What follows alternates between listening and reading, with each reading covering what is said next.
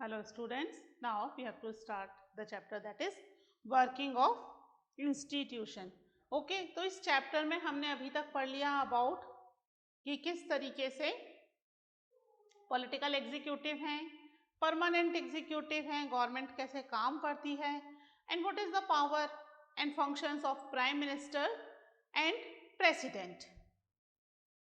ठीक है, अब एक इम्पॉर्टेंट इंस्टीट्यूशन और है डेमोक्रेटिक इंडिया में, हम बात कर रहे हैं इंडिया की. ठीक है, डेमोक्रेटिक कंट्री में हमारी दैट इज द जुडिशरी. ठीक है, that is also very important. तो आज हम पढ़ेंगे about the judiciary, judicial system. ठीक है, जुडिशरी इंपॉर्टेंट है कैसे? चलिए वापस से एक बार मंडल कमीशन वाला एग्जाम्पल लेते हैं कि मंडल कमीशन की जो रिपोर्ट थी उसे गवर्नमेंट ने इम्प्लीमेंट तो कर दिया, but when people have the conflict तब कौन उसे रिजॉल्व करेगा, है ना? उसे रिजॉल्व करने के लिए कौन था? That is judiciary. जुडिशरी जो है वो गवर्नमेंट के बनाए गए रूल्स रेगुलेशन को भी चेंज कर सकती है. ठीक है, किया ना हमने, देखा कि वहां पर जो एजुकेशनली, सोशली और एजुकेशनली वीकर सेक्शन थे वहां पर उन्होंने उनको इकोनॉमिकली वीकर सेक्शन के लिए भी इंप्लीमेंट करवाया कि भाई well to do people will not get the reservation. जो इकोनॉमिकली वीक है वही व्यक्ति रिजर्वेशन में पार्ट, मतलब वही व्यक्ति रिजर्वेशन के लिए अलाउड है. ठीक है, तो यहाँ पर जुडिशरी जो है उसने इंटरफेयर करके यहाँ पर चीजों को चेंज किया. ठीक है, तो हमारे यहाँ पर जो जुडिशरी है it is independent.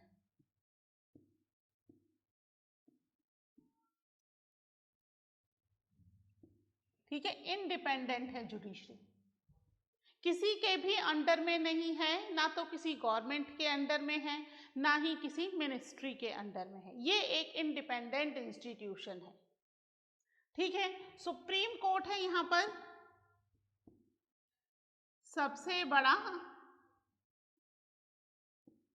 Apex court या हम कह सकते हैं the highest court, supreme Court. ठीक है, फिर सुप्रीम कोर्ट के बाद आता है हाई कोर्ट, हाई कोर्ट्स, क्योंकि हर स्टेट के पास अपने इंडिविजुअल हाई कोर्ट्स होते हैं. कुछ एक दो स्टेट्स हैं जो आपस में हाई कोर्ट्स को शेयर करते हैं, but most of the state have their individual high court. तो वो स्टेट लेवल पर हाईएस्ट अथॉरिटी हैं. कंट्री लेवल पर supreme Court is the highest authority. उसके बाद आ जाते हैं डिस्ट्रिक्ट कोर्ट,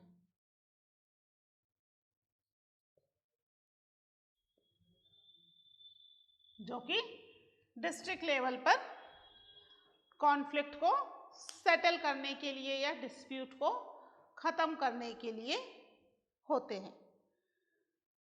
ठीक है, ये जो है मेन हमारे जुडिशियल सिस्टम के 3 कोर्ट्स हैं. इसमें सुप्रीम कोर्ट जो है वो सबसे ज़्यादा पावरफुल है. इसके पास इन दोनों कोर्ट को सुपरवाइज करने की पावर भी है, इनके डिसीजंस को चेंज करने की भी पावर है. ठीक है, इनके अगेंस्ट जो है वो अपील भी की जा सकती है सुप्रीम कोर्ट में. तो सुप्रीम कोर्ट है सो मैनी पावर्स. वो रिव्यू भी कर सकता है कि जो डिसीजन दिए जा रहे हैं in these courts they are correct और नॉट. ठीक है, तो इस तरीके से सुप्रीम कोर्ट के पास काफी पावर्स होती हैं. बाकी दोनों कोर्ट भी इंपॉर्टेंट हैं क्योंकि डिस्ट्रिक्ट लेवल पर जो छोटे मोटे डिस्प्यूट्स हैं वो तो यहीं रिजॉल्व हो जाते हैं. फिर कुछ डिस्प्यूट्स अगर आगे भी जाते हैं तो हाई कोर्ट में रिजॉल्व हो जाते हैं. बहुत कम डिस्प्यूट सुप्रीम कोर्ट तक पहुंचते हैं और अधिकतर केसेस में सुप्रीम कोर्ट सबसे पहले हाई कोर्ट के फैसले का रिव्यू करता है और अगर उसे लगता है इट इज करेक्ट तो सेम फैसला इंप्लीमेंट कर देता है, अगर केस में कुछ नया नहीं है तो. ठीक है, तो बहुत सारे डिस्प्यूट्स होते हैं, जैसे कि अब एक मंडल कमीशन को लेकर के हुआ गवर्नमेंट वर्सेस पीपल, है ना? तो गवर्नमेंट वर्सेस पीपल का डिस्प्यूट कहाँ जाएगा?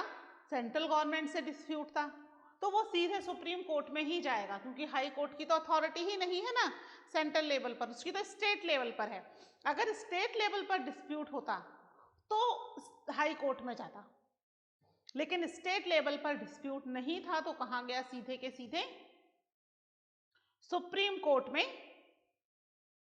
वो डिस्प्यूट गया और सुप्रीम कोर्ट ने उसे सेटल किया।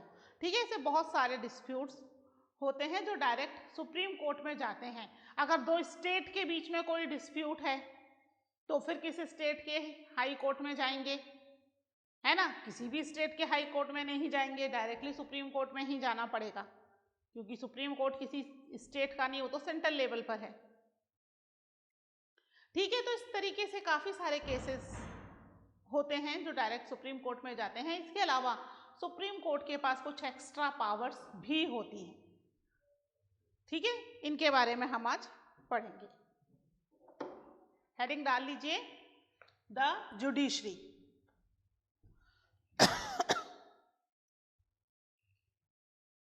लिखिए,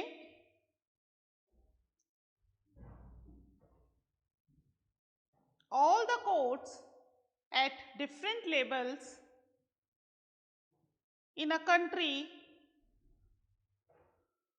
put together are called the judiciary.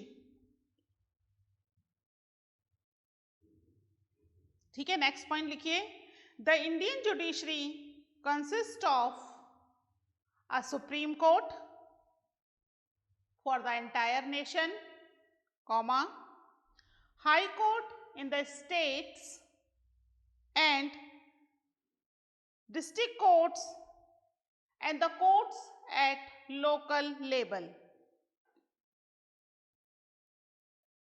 ठीक है, डिस्ट्रिक्ट कोर्ट है और कुछ कोर्ट्स लोकल लेवल पर भी हैं। ठीक है, नेक्स्ट लिखिए,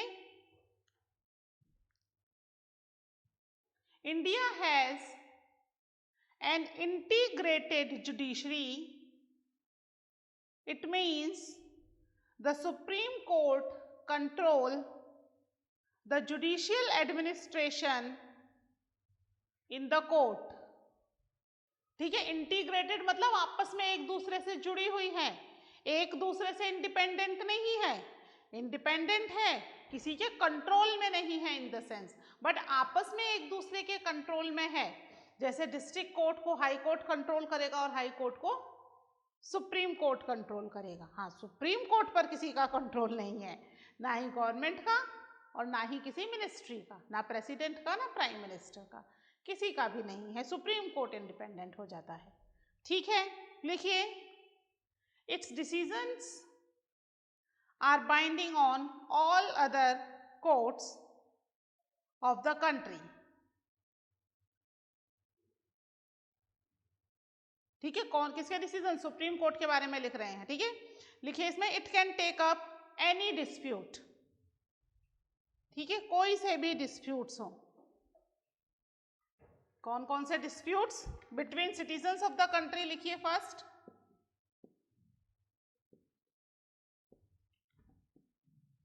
between the citizens of country.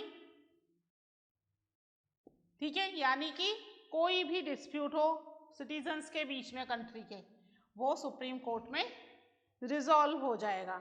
ठीक है, अगर कोई डिस्प्यूट हो रहा है बिटवीन सिटीजन्स एंड गवर्नमेंट,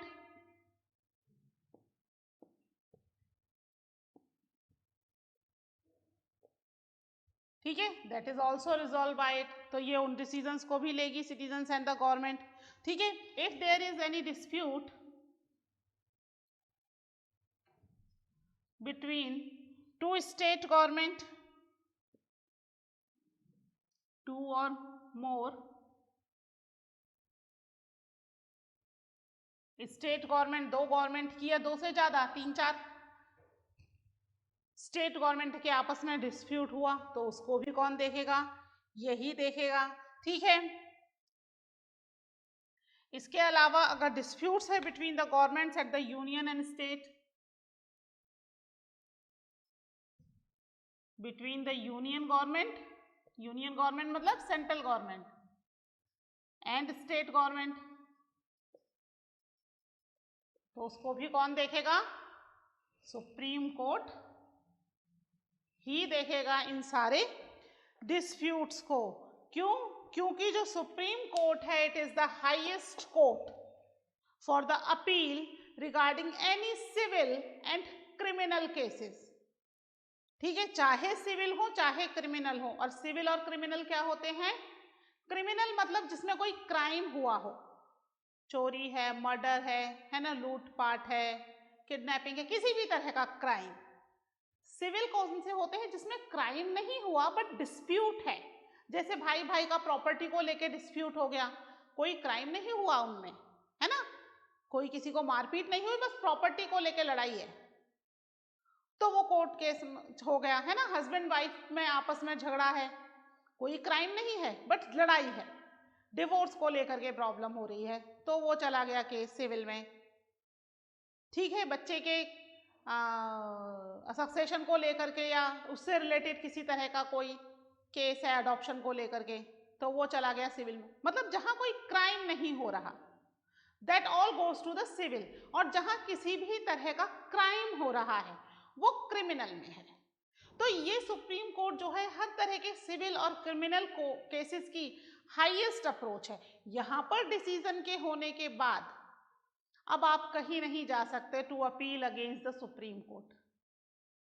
ठीक है, तो आप ये पॉइंट्स लिख लीजिए। इसके बाद लिखिए इसमें, it is the highest court of appeal in civil and criminal cases. It can hear appeals against the decision of High Court। ठीक है, हाई कोर्ट के डिसीजन के अगेंस्ट भी अगर कोई अपील है जैसे सिटीजन्स की, तो वो भी कहां जाएंगे? सुप्रीम कोर्ट में जाएंगे। ठीक है, अब इनका अपॉइंटमेंट कौन करता है? सुप्रीम कोर्ट के जजेस को अपॉइंट कौन करता है? लिख लीजिए, अपॉइंटमेंट ऑफ द जजेस। लिखिए इसमें first point, appointment of the जजेस में, द जजेस of the Supreme Court and high court are appointed by the president on the advice of prime minister and in consultation with the chief justice of supreme court। ठीक है, prime minister से advice लेते हैं, साथ में अब यहाँ पर चीफ जस्टिस, सुप्रीम कोर्ट का जो चीफ जस्टिस हैं वो हाई कोर्ट के जजेस हैं या सुप्रीम कोर्ट के और जो दूसरे जजेस हैं उनको अपॉइंटमेंट के लिए रिकमेंड करते हैं to the prime minister and president, और फिर प्रेसिडेंट उन्हीं लोगों को एज अ जजेस ऑफ सुप्रीम कोर्ट अपॉइंट कर देते हैं। ठीक है, नेक्स्ट लिखिए, द सीनियर मोस्ट जजेस of the Supreme Court is usually appointed the chief justice. कौन बनेगा chief justice? The senior most जज ऑफ द सुप्रीम कोर्ट, अधिकतर ऐसा ही होता है। ठीक है,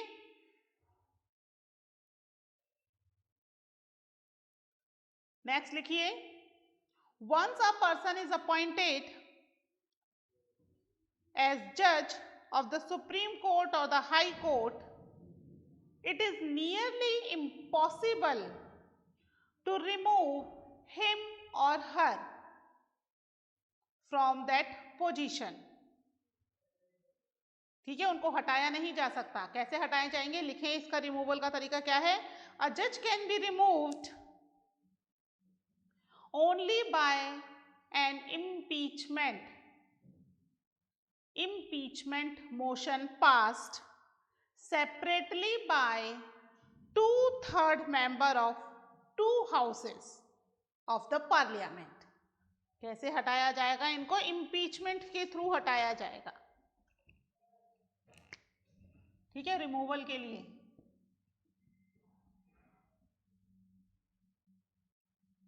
इम्पीचमेंट मोशन।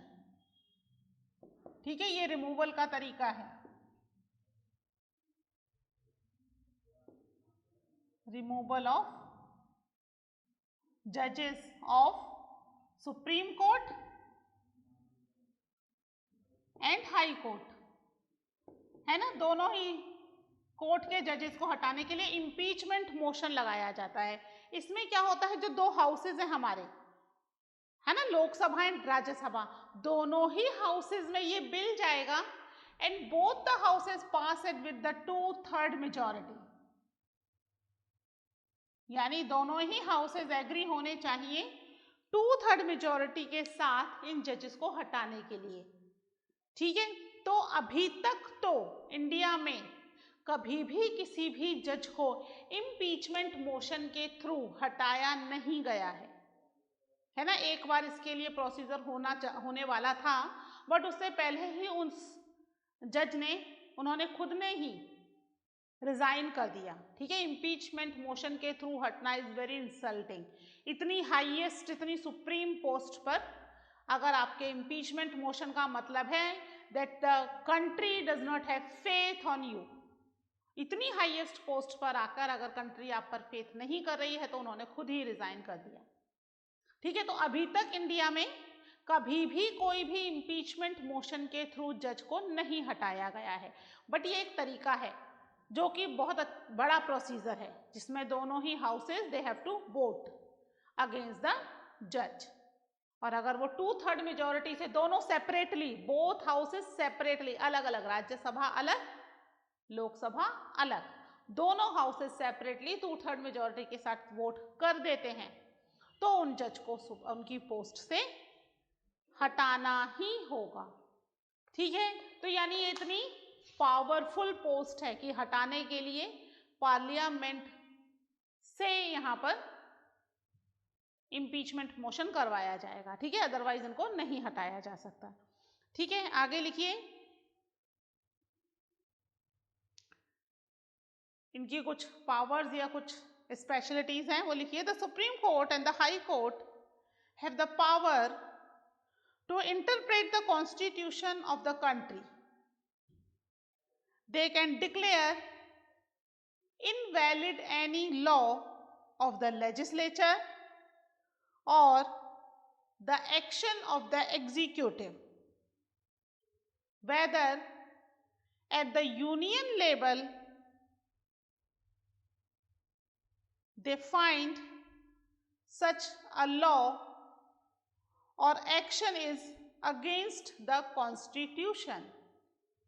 ठीक है, क्या कर सकता है, किसी भी लॉ को इंटरप्रेट कर सकता है, अपने हिसाब से मोल्ड कर सकते हैं या उस लॉ को इनवैलिड भी कर सकते हैं, चाहे वो लॉ स्टेट गवर्नमेंट ने पास किया हो या सेंट्रल गवर्नमेंट ने पास किया हो, इससे कोई फर्क नहीं पड़ता, है ना। मंडल कमीशन में हमने देखा ना, सुप्रीम कोर्ट ने अपने हिसाब से उसको इंटरप्रेट कर दिया, चेंज कर दिया थोड़ा सा, उसके लिए उन्हें पार्लियामेंट की परमिशन की जरूरत नहीं थी, है ना, बिना पार्लियामेंट की परमिशन के उन्होंने इसको चेंज कर दिया, क्योंकि उनके पास इतनी पावर्स हैं कि वो किसी भी लॉ को चेंज कर सकते हैं या इनवैलिड भी कर सकते हैं।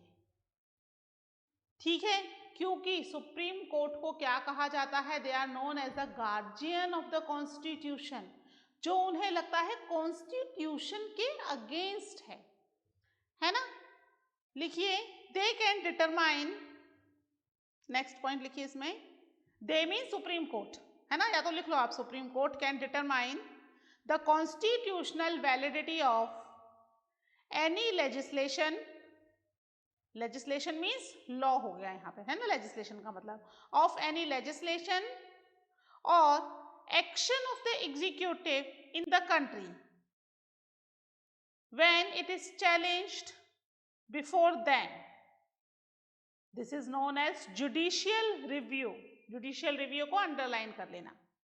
ठीक है, किसी भी लॉ को वो जुडिशियल रिव्यू कर सकते हैं अगर उन्हें लगता है कि this law is not appropriate according to the constitution, है ना, अगर कॉन्स्टिट्यूशन के हिसाब से नहीं है और कॉन्स्टिट्यूशन की किसी इंपॉर्टेंट रूल को ये लॉ इनवैलिड कर रही है तो वो उस लॉ को ही इनवैलिड कर सकते हैं।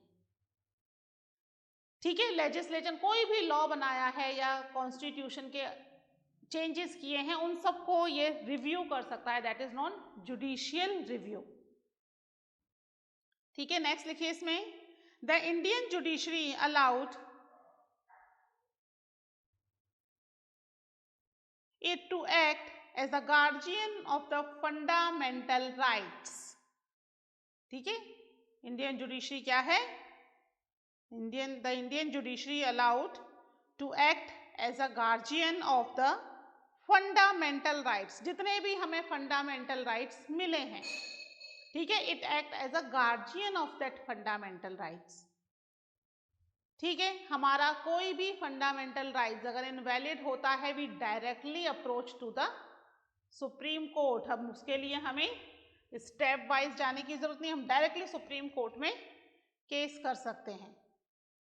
ठीक है, हमें क्या मिला हुआ है, कॉन्स्टिट्यूशनल रेमेडीज का भी एक राइट मिला है, याद है ना, तो उसके थ्रू हम अपने इनवैलिड होते हुए फंडामेंटल राइट्स के अगेंस्ट केस कर सकते हैं। ठीक है, तो ये तो हुआ about the powers, some powers of the Supreme Court. इसके अलावा एक और स्पेशल पावर है सुप्रीम कोर्ट के पास कि भाई अगर हमें लगता है कि हमारे आसपास कुछ ऐसा हो रहा है which is not according to our constitution, या किसी के भी फंडामेंटल राइट्स, भाई मेरे फंडामेंटल राइट्स इनवैलिड हो रहे हैं तो मैं डायरेक्ट सुप्रीम कोर्ट जा सकती हूँ, लेकिन किसी और के फंडामेंटल राइट्स मेरे सामने इनवैलिड हो रहे हैं तो मैं क्या करूँ, उसके अगेंस्ट तो सुप्रीम कोर्ट मुझे कुछ देगा नहीं, भाई आपके तो ठीक है ना, आप अपना देखो, है ना, किसी और के अगर हो रहे हैं invalid, as a citizen of country it is my responsibility to take care that each and everyone will get the equal rights, है ना, किसी के भी इंपॉर्टेंट राइट्स इनवैलिड ना हो। तो इसके लिए एक पिल आती है, पब्लिक इंटरेस्ट लिटिगेशन। ठीक है, इसके लिए एक आती है पिल, PIL, पब्लिक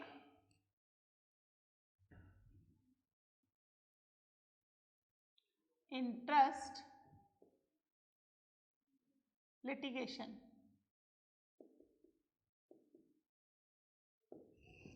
ठीक है, यानी ये पब्लिक के इंटरेस्ट में, लोगों के वेलफेयर में, अगर मेरे सामने किसी और के फंडामेंटल राइट्स इनवैलिड हो रहे हैं तो मैं सुप्रीम कोर्ट में डायरेक्ट अप्रोच कर सकती हूँ कि भाई इस जगह पर इस व्यक्ति के राइट्स इनवैलिड हो रहे हैं, Supreme Court will take care about it.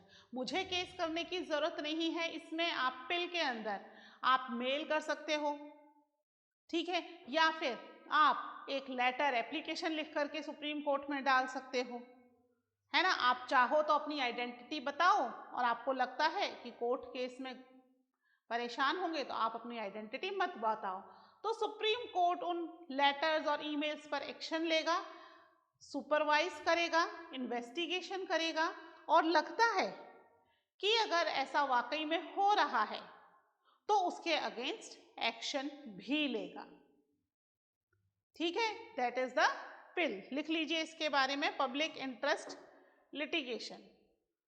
Anyone can approach the court if public interest is hurt by the action of government,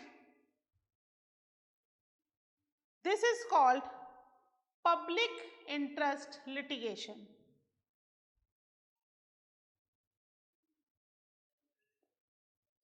ठीक है, तो यहाँ पर गवर्नमेंट के माल प्रैक्टिस हो रही है या कोई गलत काम हो रहा है, उन सबको चेक करेगा।